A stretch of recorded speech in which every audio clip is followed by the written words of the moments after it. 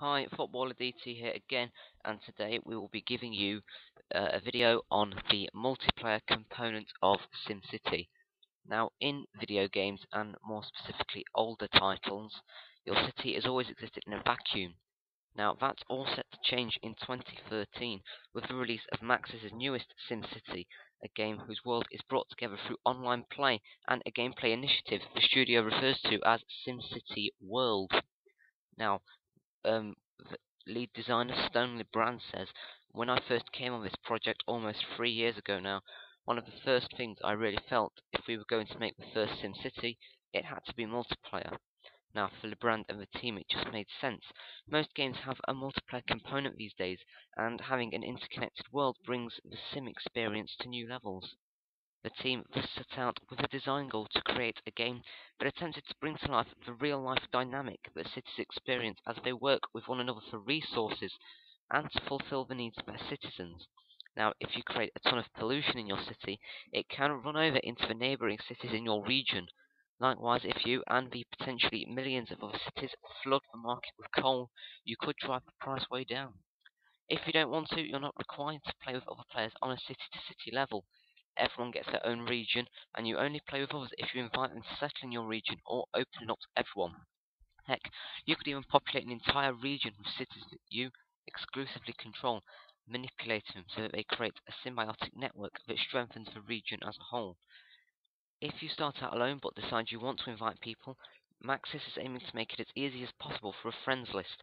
Attached to your friends list is the CityLog feature of SimCity World, which lets you quickly see what your friends are up to, invite them to your game, or just keep in touch.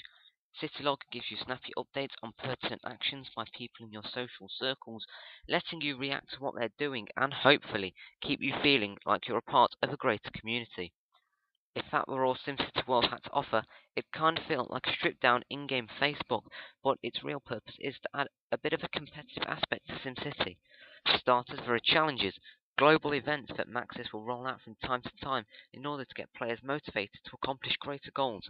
Now, these could be initiatives like seeing who can grow their population the most within a certain amount of in-game time, or even something like making regions compete to see who can lower their pollution the most. Leaderboards are also another component of SimCity World. Maxis tracks a number of stats such as population, crime rate, money, and more, and ranks players based on their progress. Like challenges though, all stats are based on periods of game time instead of real time. The reason for this is because LeBrand doesn't want to incentivize the person who plays non-stop or forces you to stay up all night just to get to the top.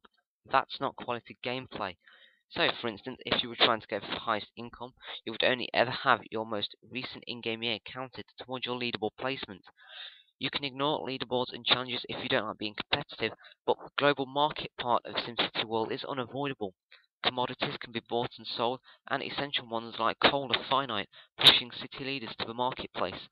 And just like real-life prices will fluctuate based on demand, though a hard cap is put on the top and bottom to prevent things from becoming too cheap or too expensive. Goods can also be traded amongst players in a region, but you can't trade between multiple regions. Being involved with so many other players, even your friends, has risks. Outside of the more obvious ways they can affect you, such as pollution or withholding promised resources, there's also always the chance they'll just abandon their city. This can be done voluntarily. If this happens, you can always open up your region to the public, invite someone new, or even take over the city yourself. How long it takes for a city to become abandoned is still being determined. Abandonment could be a detriment to a region, or even seen as a negative by some people, but to LeBrand it presents exciting opportunities. He says, the idea is that you can kind of make little scenarios and then invite your friends in to pick up where you left off. So you can start up a town maybe, put a few problems in, and then say, come in here and see if you can solve these problems. LeBrand hopes that even players who start out playing alone will eventually be lured by the appeal of online interaction. He says, when you get real personalities involved compared to playing by yourself or AI, the game takes on an extra depth to it. Sure, your neighbour might be a jerk, or he might not play the way you really want to, but in terms of feeling like you're running a city and dealing with problems real cities have to face, it's kind of a cool story that comes out of it. These interactions, even if they turn ugly, are exactly what LeBrand and Maxis want to see when SimCity releases in February 2013. That was the Footballer DT with the multiplayer side of the 2013 edition of SimCity. and like this video, comment, good or bad, I don't care, and subscribe. Remember, 50 likes in total, 50 likes, 50 more videos, and I also look out on my channel for Christmas time and after that, because I will be getting a HD PVR, and I will be doing loads of Let's Plays for stuff like FIFA 13. I'll be doing separate ones for Career Mode and Ultimate Team, Black Ops 2, Forza Horizon, Saints Row 3rd, Dead Island, Battlefield 3, all sorts of games that you can look at on the Let's Play series.